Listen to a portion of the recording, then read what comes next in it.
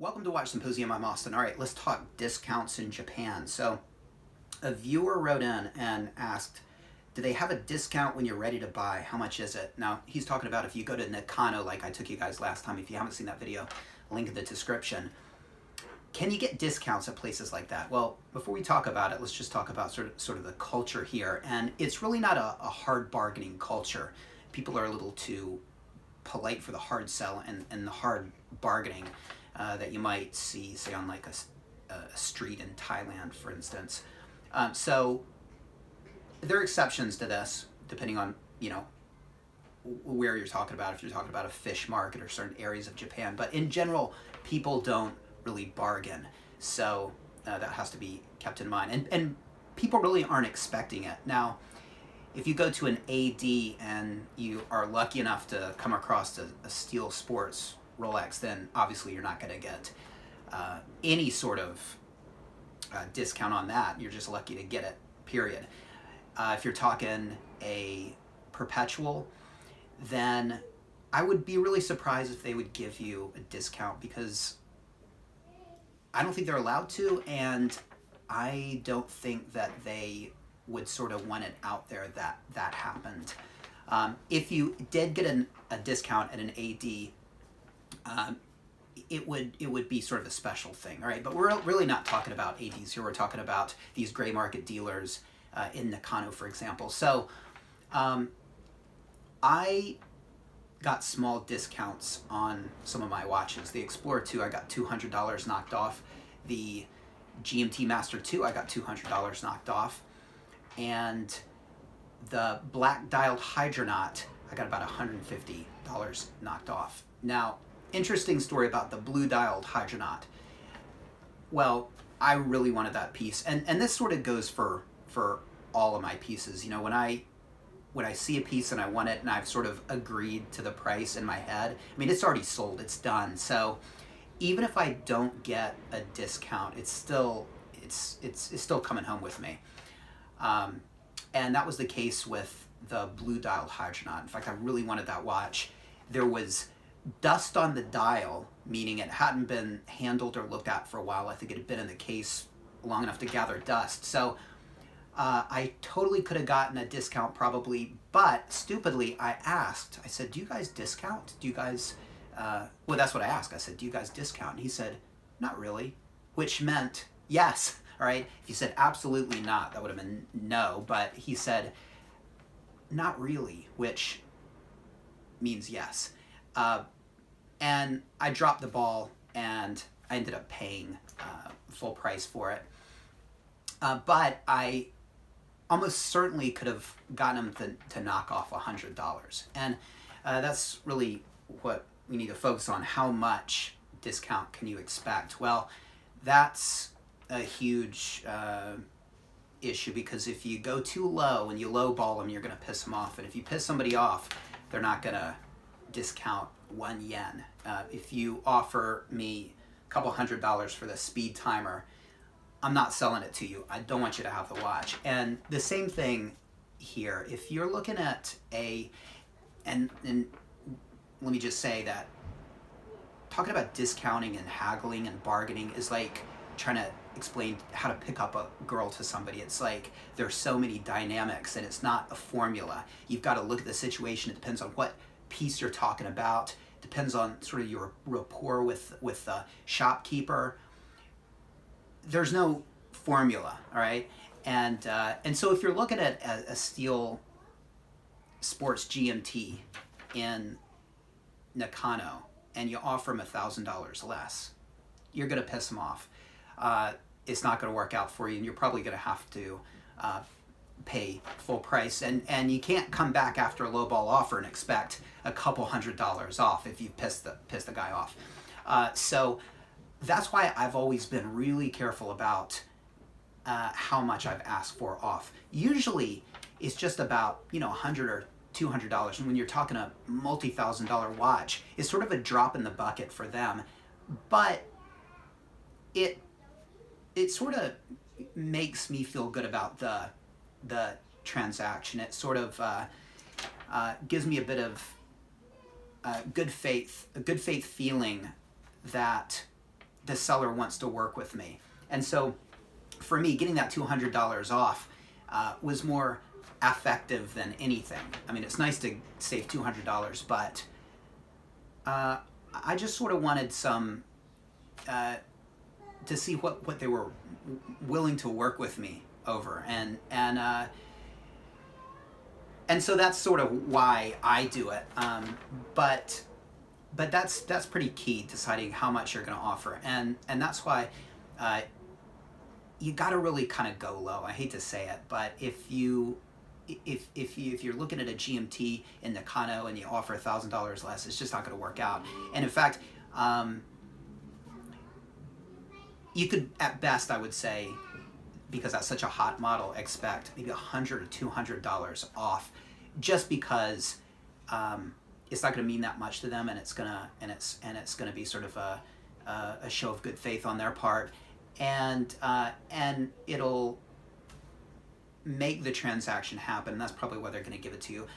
They're not going to give it to you because they think that they're going to lose a sale on that watch. Somebody's going to buy that GMT Master 2, whether it's the day after or 2 weeks or 6 months down the road when the price hasn't changed and the value of GMT Masters have gone up, which they seem to be going up. So if you're talking a Speedmaster Man on the Moon, I think you have more leeway there. You could probably go for $400 off, but again, $1,000, that's it's just too much. It's going to cut into their bottom line too much. And you know, a lot of the times we look at the price on, say, a BLNR at $17,000, and you think, well, you know, they get it at the AD for $10,000 and they slap on $7,000. No, a lot of that money goes to the person that flipped it to them.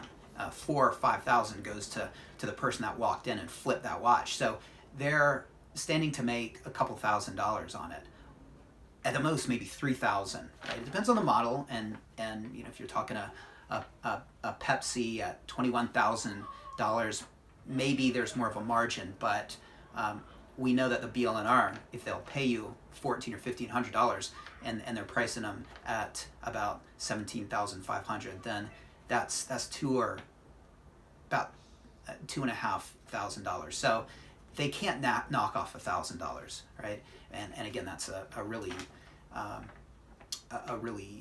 desirable piece. But if you're talking a Speedmaster, old used Speedmaster, you're going to get more of a discount probably. Something like a Tag Hour, things like that are, as Archie would say, soft.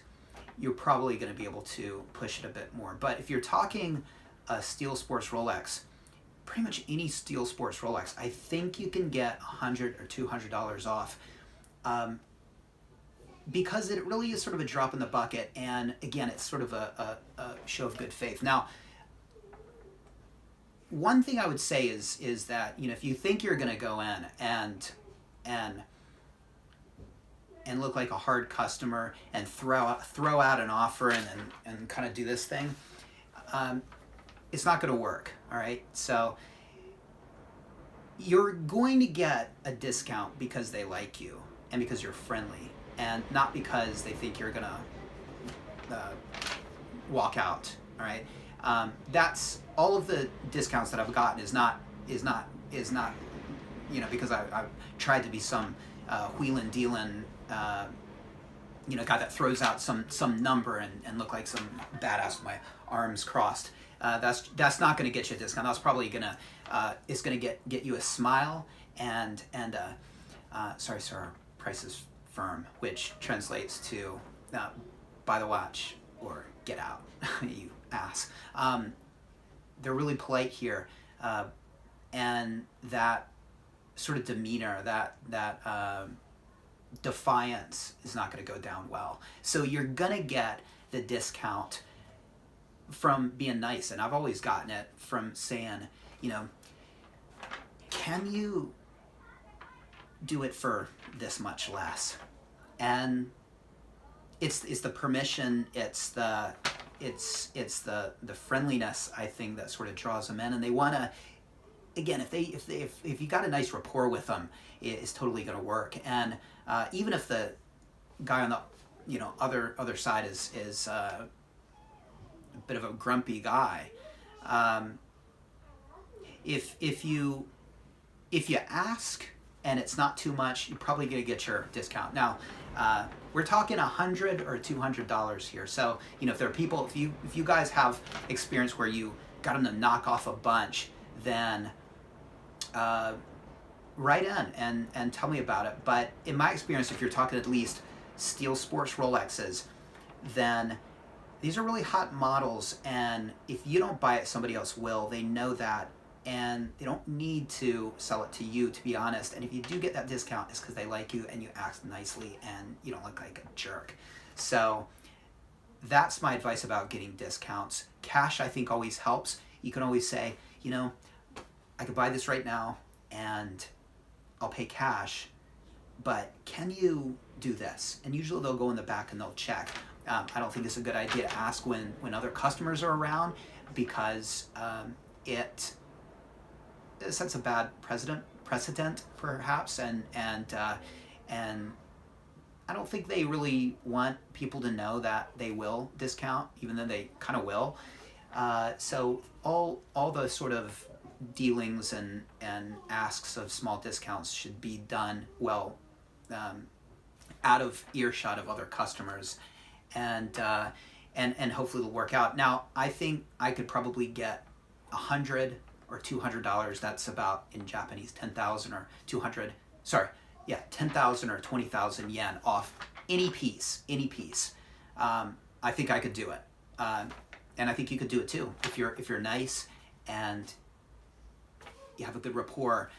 But anything more than that really cuts into their bottom line, and no matter how nice you are, it's just asking a little too much. 500 USD for Rolexes, I don't think so. So, take care. Thanks for watching. See you next time. Hey guys, would you like for me to take a look at your collection and tell you what I think? Well, if so, you can make it happen. I bring you the collection analysis for 50 USD. PayPal to me, link in the description to my PayPal account.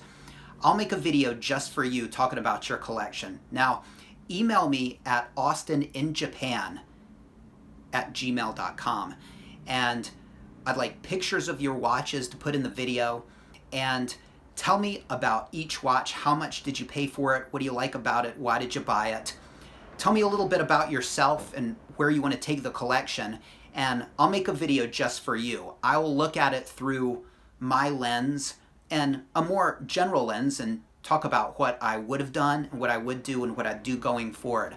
I'm not just going to focus on whether your pieces are valuable or whether you could flip them for cash. I want to look at the collection as a whole and give you my impressions. So if you're interested in a collection analysis, we're open for business.